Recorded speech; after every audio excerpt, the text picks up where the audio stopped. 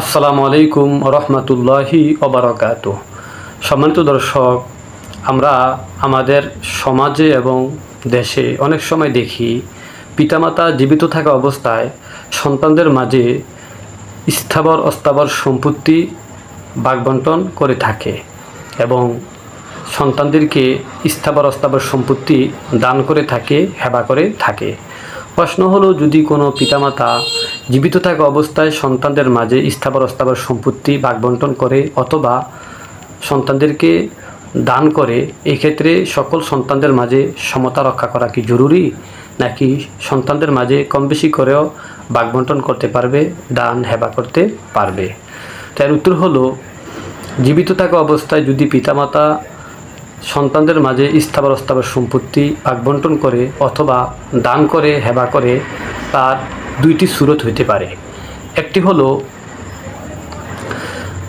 সকল সম্পদের আংশিক সম্পদ সন্তানদের মাঝে ভাগবণ্টন করবে অথবা হেবা দান করবে।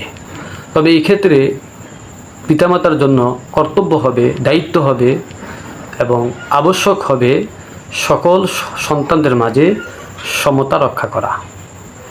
ছেলেকে মেয়ের দ্বিগুণ দেওয়াটা ঠিক হবে না, উচিত হবে না। কারণ হাদিসে সকল সন্তানদের মাঝে সমতা রক্ষা করার প্রতি গুরুত্ব আরোপ করা হয়েছে। সহিহ বুখারীর 2587 নম্বর এবং 2650 নম্বর বর্ণনায় এবং সহিহ মুসলিমের 4070 এবং 75 নম্বর বর্ণনায় এবং মুসনাদে আহমদের 18359 নম্বর বর্ণনায় এসেছে, হযরত নোমান ইবনে বশীর রাদিয়াল্লাহু তাআলা আনহু হতে বর্ণিত, তিনি বলেন, আমার পিতা আমাকে একটি গোলাম দান করলেন। আমার মা বললেন, আমি ততক্ষণ পর্যন্ত সন্তুষ্ট হতে পারছি না যতক্ষণ পর্যন্ত আপনি আল্লাহর রসুলকে সাক্ষী না রেখে তা দান করবেন। তখন নোমান ইবনে বশীর বলেন, আমার পিতা আমাকে নিয়ে আল্লাহ রসুল সাল্লাল্লাহু আলাইহি ওয়াসাল্লামের দরবারে উপস্থিত হলেন এবং আল্লাহ রসুলকে বললেন, ইয়া রাসূলুল্লাহ, আপনি সাক্ষী থাকেন, আমি আমার ছেলে নোমানকে এই গোলামটা দান করলাম। আল্লাহ রসুল সাল্লাল্লাহু আলাইহি ওয়াসাল্লাম বললেন নোমান ইবনে বশীর রাদিয়াল্লাহু তাআলা আনহুর পিতাকে, তোমার কি এই নোমানকে ছাড়া আরও কোনো সন্তান আছে? তখন সাহাবী বলল, ইয়া রাসূলুল্লাহ, আমার তো তাকে ছাড়াও আরও সন্তান রয়েছে। আল্লাহ রসুল বললেন, তাদেরকে কি তার মতো এরকম দিয়েছ? তখন সাহাবী বলল, ইয়া রাসূলুল্লাহ, আমি তো তাদেরকে দেইনি। আল্লাহ রসুল বললেন, ফাত্তাকুল্লাহ ওয়া আদিলু বাইনা আওলাদিকুম, যে তোমরা আল্লাহকে ভয় করো এবং তোমাদের সন্তানদের মাঝে সমতা রক্ষা করো। এই জাতীয় হাদিসগুলোর উপর ভিত্তি করে উলামায়ে কেরাম বলেন, যদি কোনো পিতামাতা জীবিত থাকা অবস্থায় আংশিক সম্পদ সন্তানদের মাঝে বিতরণ করে অথবা দান করে, তবে এই ক্ষেত্রে সমতা রক্ষা করা জরুরি।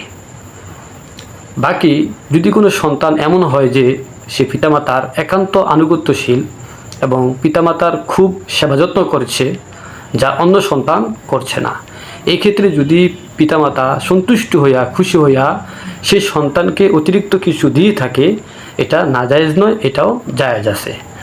এই ব্যাপারে মুওয়াত্তা ইমাম মালিকের 643 নম্বর পৃষ্ঠার মধ্যে এসেছে, হযরতে আবু বকর রাদিয়াল্লাহু তাআলা আনহু আয়েশা রাদিয়াল্লাহু তাআলা আনহাকে কিছু সম্পদ দিয়েছিলেন যা অন্য সন্তানদেরকে দেননি, এবং হযরতে আব্দুর রহমান ইবনে আউফ রাদিয়াল্লাহু তাআলা আনহু তার সন্তানদের মধ্যে বন্টনের ক্ষেত্রে কাউকে কিছু বেশি দিয়েছিলেন অন্যদের তুলনায়। ফলে উলামায়ে কেরাম বলেন, যদি পিতামাতার একান্ত আনুগত্যতার কারণে এবং সেবা যত্নের কারণে পিতামাতা খুশি হয়ে কোনো সন্তানকে অতিরিক্ত কিছু দিয়ে থাকে, এটা নাজায়েজ বলা যাবে না, এতটুকু পিতামাতার জন্য রুখসত রয়েছে, জায়েজ রয়েছে। আর দ্বিতীয় সুরটি হলো যে পিতামাতা জীবিত থাকা অবস্থায় সমুদয় সম্পদ সন্তানদের মাঝে বিতরণ করে দিবে, ভাগ করে দিবে, দান করে দিবে।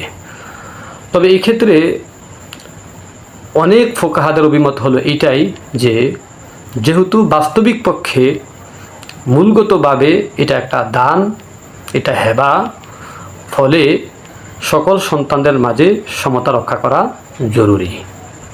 তবে এই ক্ষেত্রে ইমামে মুহাম্মদ রহিমাহুল্লাহ অপর আরেকটি মত উপস্থাপন করেছেন, সেটা হলো, যদিও মূলগতভাবে এটা দান বা হেবা, কিন্তু উদ্দেশ্যগতভাবে এটা মিরাসের একটি বন্টন।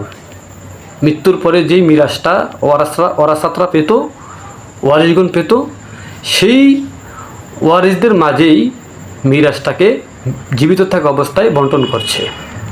ফলে এখানে ছেলেকে মেয়ের দ্বিগুণ দেওয়াটাই উত্তম হবে।